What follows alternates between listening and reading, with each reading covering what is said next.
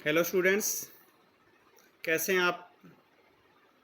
आशा है छुट्टियों का जो टाइम था वो आपने अच्छे तरीके से बिता लिया होगा। आज मैं फिर आपके लिए +2 ज्योग्राफ़ी की क्लास लेकर आया हूँ। और अब जैसे जैसे वीडियो आपके पास आएँ और पीडीएफ आपको मैं भेजता जाऊँगा।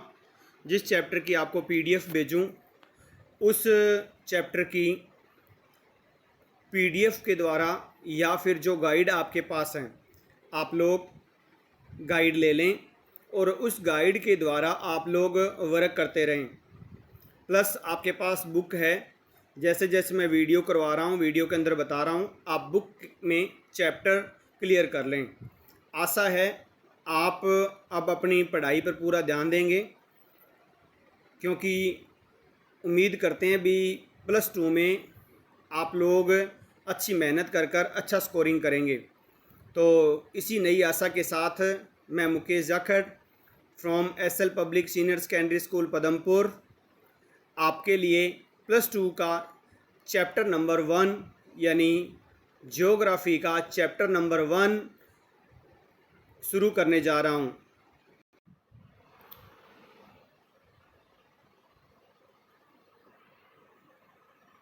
ज्योग्राफी के चैप्टर नंबर 1 के अंतर्गत अपने जो पढ़ने वाले हैं वो चैप्टर का नाम है मानव भूगोल की प्रकृति और उसका विषय क्षेत्र, यानी ह्यूमन ज्योग्राफी का नेचर एंड स्कोप। इनके बारे में अपने यहाँ पर डिस्कस करेंगे। तो जो नेचर है, प्रकृति है उसके बारे में चर्चा होगी। देन स्कोप यानी विषय क्षेत्र के बारे में अध्ययन होगा। अपने इस बुक के अंतर्गत जो शुरुआत करने जा रहे हैं वो अपने ह्यूमन ज्योग्राफी यानी मानव भूगोल से शुरुआत करने जा रहे हैं। आशा है आप इसके अकॉर्डिंग चैप्टर को तैयार करेंगे। शुरुआत में बात की जाए तो ज्योग्राफी के 2 पार्ट्स अपने पढ़ रहे हैं। हमने पढ़ा 11th क्लास में, हमने पढ़ा था, क्या पढ़ा था 11th क्लास में? फिजिकल ज्योग्राफी यानी भौतिक भूगोल के बारे में हमने पढ़ा था। अब हमारे पास +2 है और +2 के अंतर्गत अपने चैप्टर शुरुआत करने जा रहे हैं मानव भूगोल ह्यूमन ज्योग्राफी। और मानव भूगोल पर ही आधारित अपनी बुक चलेगी। तो आपको ह्यूमन ज्योग्राफी के ऊपर अपना ध्यान है वो फोकस करना है। और इसी के तहत अपने आज शुरुआत कर रहे हैं ह्यूमन ज्योग्राफी। और ह्यूमन ज्योग्राफी का chapter number 1 nature and scope, प्रकृति और उसका विषय क्षेत्र, इसके बारे में अपने यहाँ पढ़ने वाले हैं। बात करें ह्यूमन ज्योग्राफी, उसके प्रकृति और उसके विषय क्षेत्र के बारे में बात की जाए, यानी ह्यूमन ज्योग्राफी मानव भूगोल के नेचर और उसके स्कोप के बारे में बात करें तो फर्स्ट ऑफ हम एक चर्चा करते हैं। उस चर्चा के तहत बात की जाए तो हम ह्यूमन ज्योग्राफी का जो मीन या फिर अपने कह दें अर्थ और उसकी डेफिनेशन यानी उसकी परिभाषा के बारे में चर्चा करेंगे। ह्यूमन ज्योग्राफी एक ऐसा पार्ट जो मानव से रिलेटिव, यानी कहने का मतलब मेरा ये है भी मानव भूगोल से संबंधित है। और मानव भूगोल की एक आधारभूत शाखा ह्यूमन ज्योग्राफी को माना जाता है। या ये कह सकते हैं भी जो ह्यूमन ज्योग्राफी हमारी चलती है वो मानव के इर्द गिर्द ही चलती है। यानी ह्यूमन नॉर्मल सी बात है, वहीं से लिया गया, आपको समझ आ रही होगी। तो human geography is to be branch of geography, fundamental branch of geography. Fundamental branch मतलब जो हमारी भूगोल की एक वर्णीय विज्ञान, एक आधारभूत शाखा हमारी है वो ह्यूमन ज्योग्राफी है। कहता है जिसमें अपने क्या करते हैं, किसमें, हमारे एरिया के अकॉर्डिंग, यानी जो हमारे पास एरियल जो कंडीशन है, डिस्क्रिप्शन हमारे पास एरिया फैक्ट्स है, उनके बारे में इसमें स्टडी होगी इस चैप्टर के अंतर्गत। या फिर अपने ये कह सकते हैं जो एक ऐसी भूगोल जिसमें अनुभाविक और व्यवहारिक, या फिर अपने कह सकते हैं किसी घटना का, किसी स्थान का भौगोलिक ढंग से अपने अध्ययन करेंगे।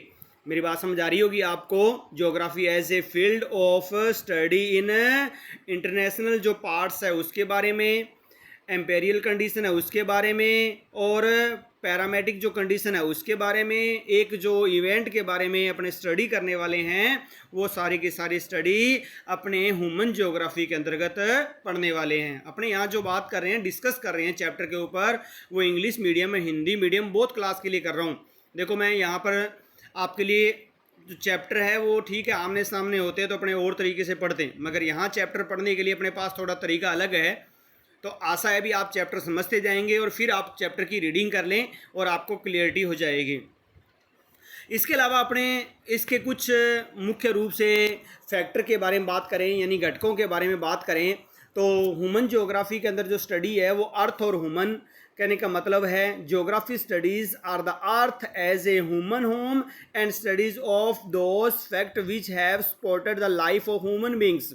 या कहने का मतलब ये है भी इसमें प्रकृति और मानव के अध्ययन पर जोर दिया गया है। दोनों अविभाज्य तत्व हैं और दोनों के बारे में इसमें अध्ययन होगा, ये आप लोगों को ध्यान रखना है। तो कहने का मतलब मेरा है प्रकृति और मानव के बीच में, यानी प्रकृति नेचर और मानव यानी ह्यूमन, दोनों का पार्ट है वो ही ह्यूमन ज्योग्राफी है, दोनों का ही अध्ययन होता है। यानी हमने ये पढ़ना है भी प्रकृति और हमारे बीच में रिलेशन क्या है, उसके बारे में अपने यहाँ स्टडी कर रहे हैं। तो इसमें कई मुख्य शाखाएं भी हैं, उसको कई पार्ट्स में डिवाइडेशन किया गया, इसके कई एलिमेंट्स भी हैं। तो इसके बारे में बात की जाए तो इसके अलग अलग मुख्य रूप से भाज्य तत्वों के बारे में बात की जाए तो ह्यूमन ज्योग्राफी के अंतर्गत जो अपने पार्ट पढ़ने वाले हैं यहाँ पर, उसमें अपने कई इसके पार्ट्स पढ़ेंगे, कई रूप पढ़ेंगे, और उन रूपों के अंदर बात की जाए, उनके पार्ट्स के डिवाइडेशन के बारे में बात की जाए तो इसके कई अपने को डिवाइडेशन मिलेंगे। तो अपने 2 पार्ट्स के बारे में बात कर रहे हैं, तो 2 पार्ट्स के अंदर देखा जाए तो अपने ये कह सकते हैं भी जो हमारे पास एक भौतिक भूगोल और जो मानव भूगोल बने, यानी कहने का मतलब 2 आधारभूत घटकों से संबंधित भूगोल की क्रमशः 2 शाखाएं बनाई गई और 2 अलग अलग शाखाएं विकसित हुई, भौतिक भूगोल और मानव भूगोल। अपने ये कह सकते हैं भी due to these 2 fundamental compounds of geography is divided in 2 different parts या different branches. Then first physical geography and other यानी second human geography. Physical geography studies is the physical environment. Normal सी बात है, आप 11th में पढ़ के आए हैं भी भौतिक भूगोल मानव भूगोल 2 शाखा थी, जिसमें भौतिक भूगोल भौतिक पर्यावरण का अध्ययन करवाती थी और ये आपने +1 में पढ़ा था। Then second part physical geography के बाद का पार्ट ह्यूमन ज्योग्राफी। तो human geography studies are relation between physical environment and the cultural environment, यानी ये कह सकते हैं भी जो हमारी मानव भूगोल है, भौतिक भूगोल जैसे अपने पर्यावरण का अध्ययन करा रही थी, इसी तरीके से मानव भूगोल भौतिक पर्यावरण और सांस्कृतिक पर्यावरण के बीच संबंध, यानी मानवीय घटनाओं के स्थानिक वितरण और संसार के विभिन्न भागों में सामाजिक और आर्थिक विभिन्नताओं का अध्ययन करवाती है। यानी कहने का मतलब ये है भी जो हमारी जो फिजिकल ज्योग्राफी जो पार्ट अलग था, इसी तरीके से human geography study relation between physical environment and cultural environment. दस जो मुख्य सुसेप्चुअल इनका description of the human happening and the social economic जो डिफरेंट पार्ट्स है उनके बारे में, द वर्ल्ड के जो कंडीशन है उसके बारे में अपने को स्टडी करवाते हैं।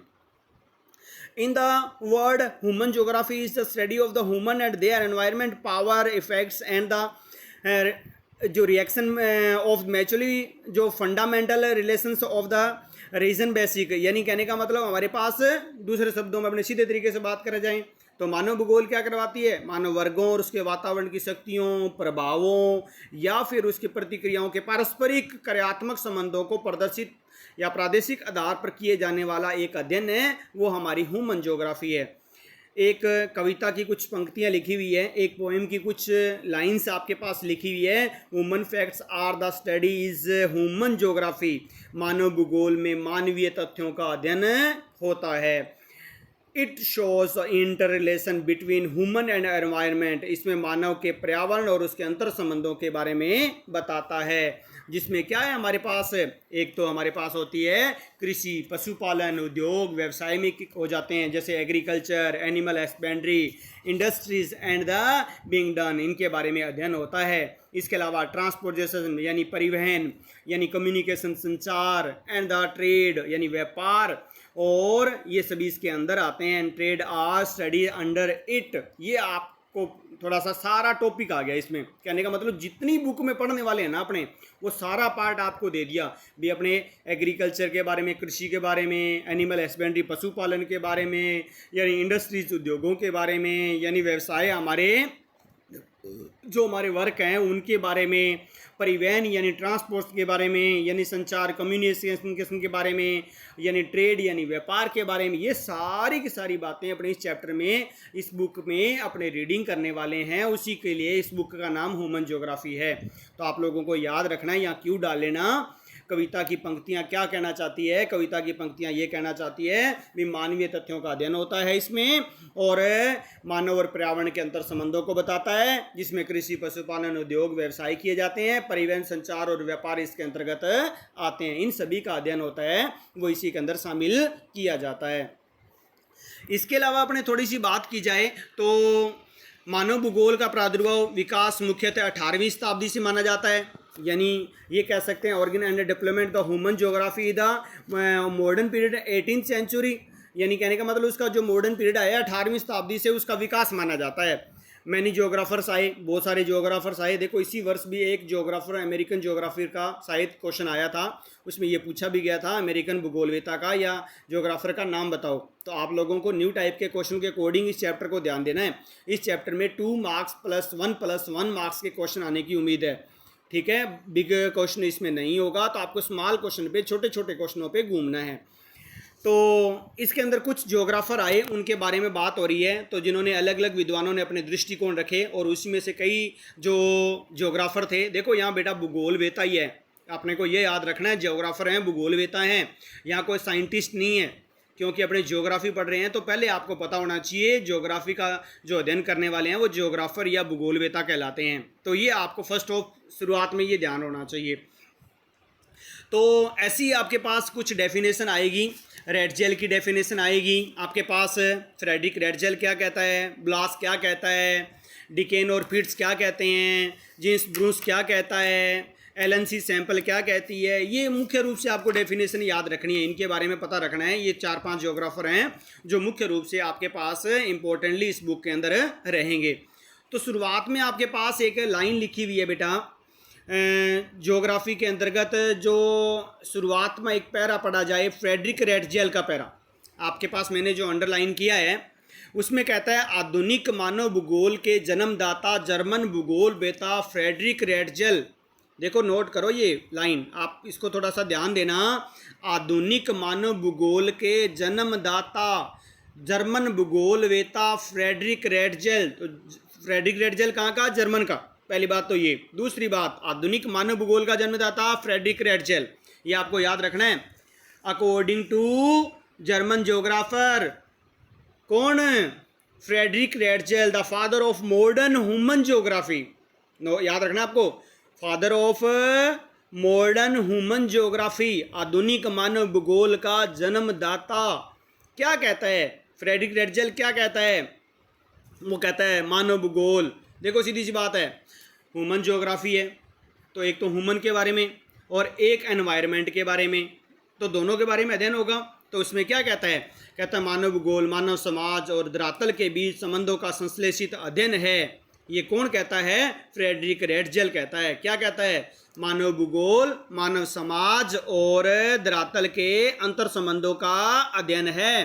कौन कहता है, मानव भूगोल धरातल और उसके अंतर संबंधों का अध्ययन है, वो कौन है, मानव भूगोल है। यानी कहता है human geography is the scientific studies of the relationship between human societies and the surface of earth. यानी अर्थ और ह्यूमन जो हमारी सोसाइटीज़ है उनका ये अध्ययन क्या है, हमारी ह्यूमन ज्योग्राफी है, मानव भूगोल है। रेडजेल ने यह परिभाषा अपनी पुस्तक में दी और उस पुस्तक का नाम आप लोगों को याद रखना है, एंथ्रोपोजियोग्राफी। तो रेडजेल की पुस्तक का नाम क्या था, एंथ्रोपोजियोग्राफी। ये आप लोगों को याद होना चाहिए, एंथ्रोपोजियोग्राफी। रेडजेल की पुस्तक का नाम क्या है, एंथ्रोपोजियोग्राफी। द बुक्स ऑफ रेडजेल, कौन सी, एंथ्रोपोजियोग्राफी। ये आप लोगों को न्यू टाइप का क्वेश्चन है। जिसमें उन्होंने मानव की पार्थिव एकता के बारे में और वातावरण के बारे में जोर दिया। उसने कहा भी एनवायरनमेंट और ह्यूमन एक्टिविटीज़ है जो उसका वातावरण है, एम्फेसिस है, यानी उसके बारे में मुख्य रूप से जो टेरिटोरियल जो यूनिटीज़ है उसके अंदर जो अध्ययन होगा वो ह्यूमन ज्योग्राफी के अंतर्गत होगा। उसके बाद रेटजेल आई। रेटजेल की थोड़ा सा आप ध्यान दें, आपके पास लिखा हुआ है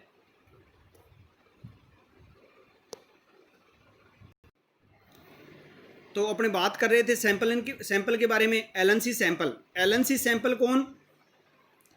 एक आपके पास परिचय भी लिखा हुआ है, अमेरिकन भूगोलवेता एलन सैंपल। पहली बात तो ये, एलन सी सैंपल कहाँ की? अमेरिका की। ज्योग्राफर कहाँ की? अमेरिका का। फ्रेडरिक रेटजेल कहाँ का था? जर्मन। ये आप लोगों को न्यू टाइप में लिख लेना। फ्रेडरिक रेटजेल कहाँ का? जर्मन। और एलन सी सैंपल कहाँ की? अमेरिका की। ये किसकी शिष्या थी? रेटजेल की शिष्या। आप लोगों को याद रखना है, पहले हमने रेटजेल पढ़ा, रेटजेल कहाँ का? जर्मन का। और रेटजेल की शिष्या कौन? एलन सी सैंपल। एलन सी सैंपल कहाँ की? अमेरिका की। और रेटजेल जर्मन का। तो सैंपल क्या कहती है? वो कहता है मानव भूगोल चंचल मानव और अस्थायी पृथ्वी के पारस्परिक परिवर्तनशील संबंधों का अध्ययन है।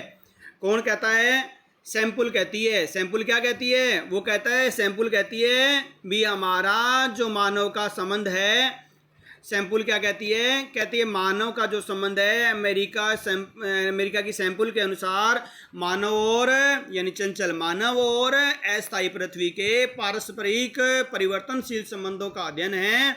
वो क्या है? मानव भूगोल है। यानी अकॉर्डिंग टू मिस सैंपल के अनुसार ये किसकी थी?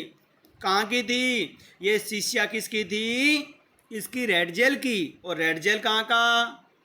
रेटजेल कहाँ का? जर्मन का। और ये कहाँ की? अमेरिका की। ये आप लोगों को याद होना चाहिए। तो वो क्या कहती है? Human geography is study of the changing relationship between किन किन के बीच में? किसके बीच में? अनरेस्टिंग मैन यानी चंचल मानव एंड द अनस्टेबल अर्थ यानी अस्थायी पृथ्वी।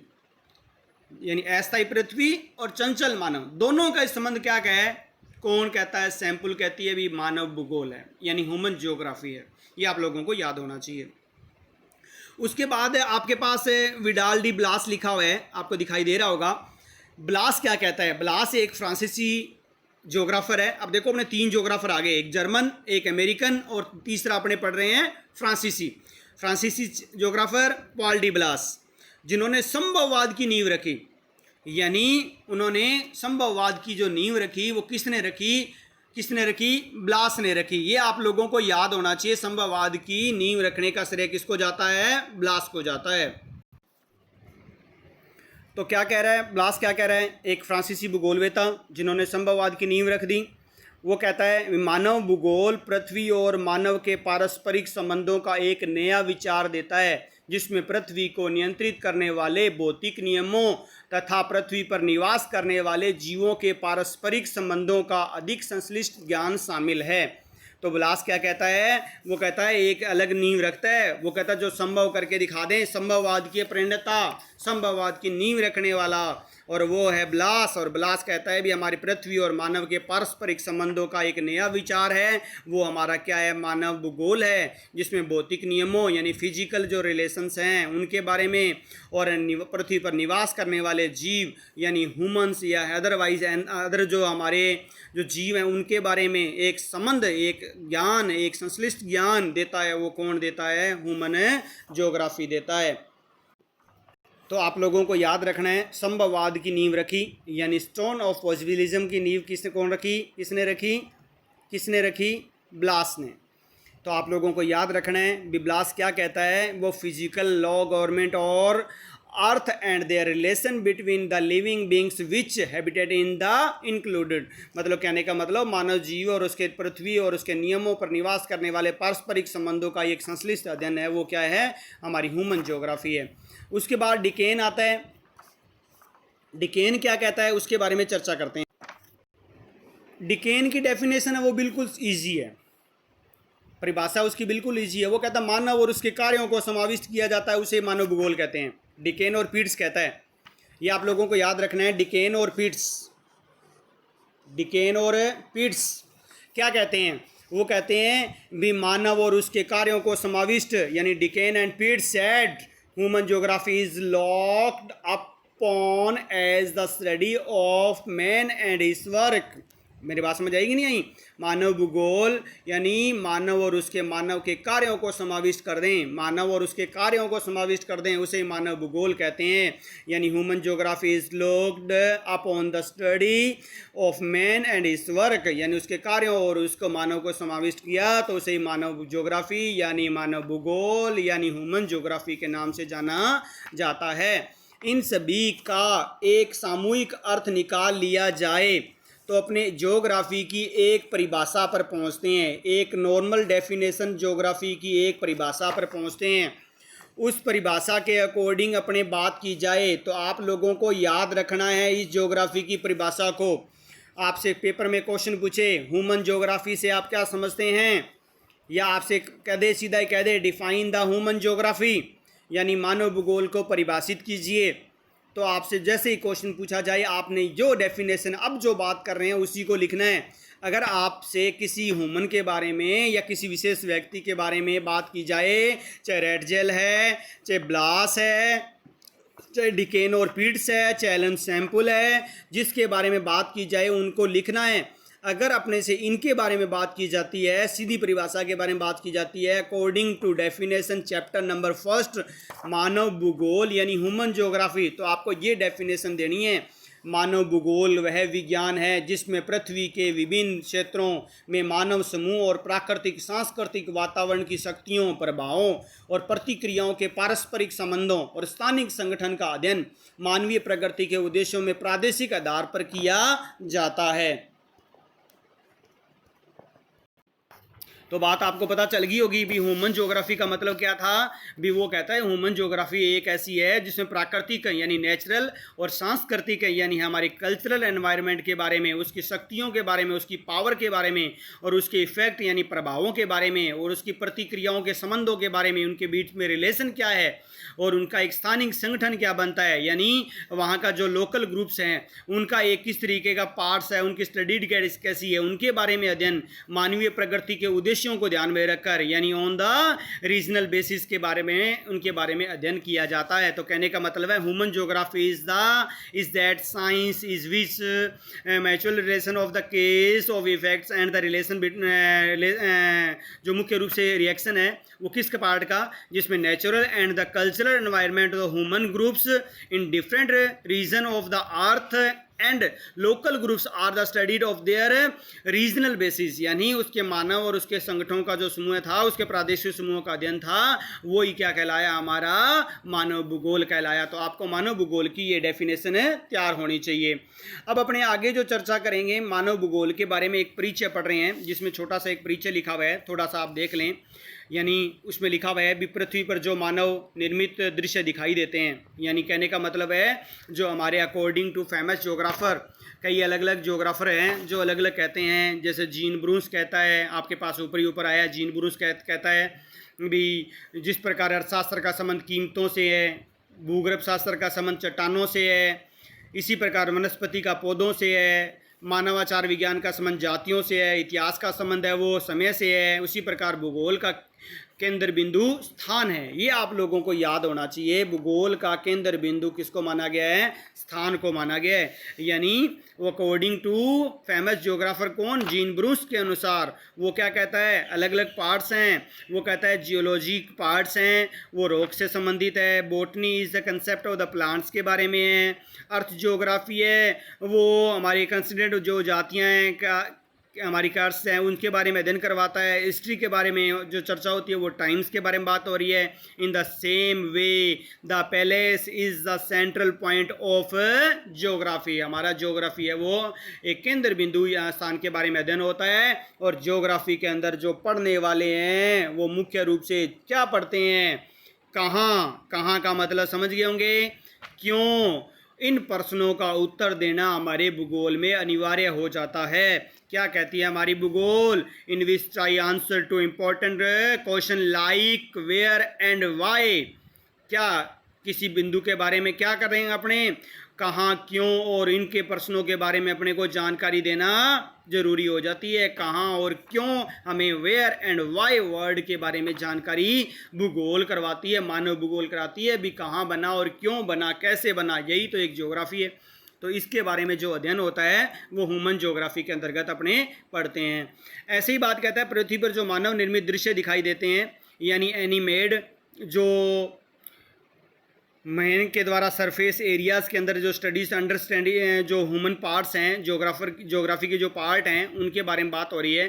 कहता है दृश्य दिखाई देते हैं, उनका सबका अध्ययन मानव भूगोल यानी मानव भूगोल के अंतर्गत आता है। ये सारा हिस्सा है वो ह्यूमन ज्योग्राफी का पार्ट है। So the human activities of the central point of the nature of the geography, where, when and how human activities look place of studies from the geographical view point the show nature of human geography. इसलिए हमारा कहता है अतः विषय की प्रकृति और मानवीय क्रियाकलाप केंद्रीय बिंदु है। मानवीय क्रियाकलापों का विकास कहाँ, ये नोट कर लेना आप थोड़ा सा बेटा। मानवीय क्रियाकलापों का कहाँ, कैसे और क्यों, कब, कैसे और कहाँ हो गया, इन प्रश्नों के बारे में उत्तर प्रस्तुत करना ही प्रकृति का जो रूप है प्रकट करना ही हमारी ह्यूमन ज्योग्राफी है। इसके अलावा कहता है मानव भूगोल विभिन्न प्रदेशों के विभिन्न समायोजित संगठनों के बारे में अध्ययन करवाता है। मानव भूगोल एक विश्लेषण विज्ञान भी है और जो किसी क्षेत्र में रहने वाले समूह है उसके जैविक, आर्थिक, सामाजिक और सांस्कृतिक, समझ गए होंगे आप लोग, यानी जिसके अंदर अपने किसके बारे में अध्ययन करते हैं, हमारी जो ज्योग्राफी है उसके अंदर किसके बारे में, वहाँ के रिलीजन्स के बारे में या ऑर्गेनाइजेशन के बारे में, उनके संगठन के बारे में चर्चा करेंगे। जो हमारे जो अलग अलग कल्चरल वाई ह्यूमन ज्योग्राफी के जो पार्ट्स हैं, ग्रुप्स हैं, उनके बारे में अध्ययन करेंगे। तो इसके अलावा कहता है भी मानव भूगोल जनसंख्या, प्रदेशों और वहाँ संसाधनों के एक व्यू करता है। मानव अनेक पर्यावरण के अनुसार क्रियाकलापों और रहन सहन में अनुकूल वातावरण या उसका रूपांतरण समायोजन करता है। इस प्रकार हम देखते हैं कि मानव भूगोल के क्षेत्र में साथ मानव और वातावरण के सभी जटिल तथ्यों के पारस्परिक संबंधों का अध्ययन मानव को केंद्रीय भूमिका मानकर करता है। तो ये अपने यहाँ पे शुरुआत कर चुके हैं मानव भूगोल की प्रकृति के बारे में। तो आपके पास टॉपिक आ गया नेचर ऑफ ह्यूमन ज्योग्राफी, यानी नेचर ऑफ ह्यूमन ज्योग्राफी यानी मानव भूगोल की प्रकृति। ये आप लोगों को याद रखना है। यहाँ क्यों डाल लेना, क्वेश्चन डाल देता हूँ मैं आपके लिए, ये क्यों क्वेश्चन लिख लेना। मानव भूगोल की प्रकृति को स्पष्ट कीजिए। तो आपने जो जितना पैरा पढ़ा भी कहाँ और क्यों हुआ, यानी जिसके बारे में हमने बात करे थे, वेयर और वाई के बारे में बात की। इसके अलावा हमने 3 बातें और पढ़ी, वेयर, व्हेन एंड हाउ, यानी कहाँ, कब और कैसे हुआ। ये सारी ज्योग्राफी है, वो प्रकृति है ज्योग्राफी की हमारी, उसके बारे में अपने अध्ययन कर चुके हैं। तो आप लोगों के मानव भूगोल की प्रकृति के लिए क्वेश्चन लिखना है, बहुत इंपॉर्टेंट क्वेश्चन है ये। मानव भूगोल की प्रकृति को स्पष्ट कीजिए। 2 अपने को nature end of human geography, इस पर क्यों डाल के क्वेश्चन लिख लेना और आंसर आपके सामने दिया पड़ा है, यहाँ से आंसर लिख लेना। अब अपने चर्चा करेंगे तो बात आगे करने वाले हैं मानव भूगोल का विषय क्षेत्र के बारे में अध्ययन करने वाले हैं। तो मानव भूगोल के विषय क्षेत्र के बारे में बात करें तो उसके अंतर्गत अपने कई पार्ट्स पढ़ने वाले हैं। तो उसके अंदर कुछ पार्ट्स के अंदर चर्चा करेंगे अपने, उसमें से पहला अपने शुरुआत करते हैं। तो अपने बात कर रहे थे उसके पार्ट्स के बारे में। तो यहाँ ज्योग्राफी के विषय क्षेत्र के बारे में यानी subject matter of human geography के बारे में यहाँ चर्चा करेंगे अपने, और स्कोप ऑफ ह्यूमन ज्योग्राफी के बारे में शुरुआत में अपने चर्चा करते हैं। तो पहले मानव भूगोल का विषय क्षेत्र यानी scope of human geography. In human geography यानी मानव भूगोल के अंतर्गत कई पार्ट बनाए गए। जैसे पहला फर्स्ट पार्ट है हमारे पास पॉपुलेशन यानी जनसंख्या। देन सेकंड पार्ट है हमारा नेचुरल सोर्सेस यानी हमारे जो प्राकृतिक संसाधन है उनके बारे में बात करेंगे। And cultural landscape on the belief of life and, मतलब कि जो हमारी जो एक सांस्कृतिक भूदृश्यों की जीवन मान्यताएं हैं उनके बारे में बात करेंगे। एंड फोर्थ पॉइंट, पारस्परिक संबंधों का अध्ययन मानवीय उन्नति के उद्देश्य से होता है। यानी कहने का मतलब their mutual relation of the different region आज their studies with their aim of human welfare and the development. यानी मानवीय उन्नति के बारे में अध्ययन होता है। वो किस में होता है? विषय क्षेत्र के बारे में होता है, अध्ययन होता है। तो विषय क्षेत्र कितने हैं? इसके 4 हैं। पहले आपको याद रखना है टोटल उसके स्कोप ऑफ ह्यूमन ज्योग्राफी क्यों डाले ना, scope of human geography how many parts? 4 parts divided and their names. यानी मानव भूगोल का विषय क्षेत्र, उसके प्रकार कितने हैं और उनके नाम बताओ। तो पहला नाम जनसंख्या पार्ट्स, दूसरा वहाँ के प्राकृतिक संसाधन यानी population and natural source, and then third parts आ गया कल्चरल के बारे में यानी सांस्कृतिक उद्देश्यों के बारे में। फोर्थ आ गया हमारे सामाजिक संबंधों के बारे में यानी ह्यूमन वेलफेयर के बारे में बात होगी। फिर हंटिगटन आता है। हंटिगटन क्या कहता है? हंटिगटन ने मानव भूगोल के अध्ययन क्षेत्र को दो भागों में बांटा यानी subject matter of human geography. Human geography के बारे में यानी मानव भूगोल के बारे में बांटने के बारे में बात आती है तो वहाँ पर हंटिगटन आता है। और हंटिगटन क्या कहता है ये आप लोगों को याद रखना है। हंटिगटन क्या कहता है, क्यों डालेना बेटा? हंटिगटन ने मानव भूगोल को अध्ययन क्षेत्र को दो भागों में बांटा। Subject matter of human geography, Huntington divided to subject matter of human geography in two sections. Then first physical conditions यानी भौगोलिक दशाएं। Then second part of human response यानी मानवीय अनुक्रिया के बारे में यानी मानवीय दशाओं के बारे में दो भागों में बांट लिया, एक भौतिक एक मानवीय। भौतिक हमने 11th में पढ़ी थी भौतिक भूगोल। देन सेकंड पार्ट मानवीय अनुक्रिया। मगर यहाँ पर क्या है, ये मानव भूगोल के पार्ट हैं। भौतिक अनुदिशाएं यानी मानव किस प्रकार रहता है, किस वातावरण में, उसके वातावरण के साथ समायोजन क्या है उनके बारे में, और मानवीय क्रिया क्या है उसके बारे में अध्ययन होता है। ये हंटिगटन दो पार्ट में बांट कर डिवाइडेशन करता है, फिजिकल कंडीशन के बारे में और ह्यूमन रिस्पॉन्स के बारे में बात करता है। तो आपने क्यों डाल लेना यहाँ पर? हंटिगटन के अनुसार मानव भूगोल के अध्ययन क्षेत्र के कौन से पार्ट हैं, कौन से वर्गों में बांटा गया है, नाम लिखिए। यानी subject matter of human geography divided by subject matter of the human geography into two sections by Hurtigruten। कहता था subject area of human geography is very vast यानी मानव भूगोल का विषय क्षेत्र व्यापक है, अति व्यापक है। मतलब इसका कोई क्षेत्र सीमित नहीं है। मानव भूगोल का क्षेत्र बहुत ही व्यापक है, बहुत बड़े पैमाने पर फैला हुआ है। कहता मानव भूगोल के विषय के में विभिन्न पहलुओं के बारे में बात करें, जो डिफरेंट एसेप्ट्स के बारे में ह्यूमन ज्योग्राफी के बारे में बात करें। शो द फ्लोइंग डायग्राम, उस चित्र के द्वारा अपने एक डायग्राम के द्वारा पढ़ सकते हैं।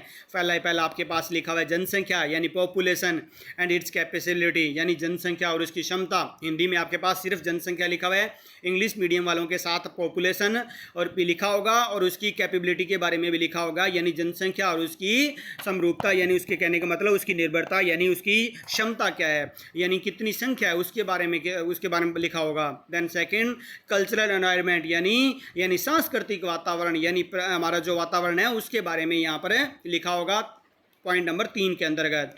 पॉइंट नंबर 2 के अंदर लिखा हुआ प्रदेश के प्राकृतिक संसाधन यानी natural resource of the region यानी उसके बारे में लिखा होगा। तीसरा पार्ट हमारा 3 पार्ट डिवाइडेशन हो गया। फोर्थ के बारे में बात करें तो टाइम पीरियड आता है हमारा समय के अनुसार यानी कालिक मतलब टाइम को बोलते हैं, पीरियड है उसके अनुक्रम को यानी समय को बोलते हैं, विभाजन को बोलते हैं।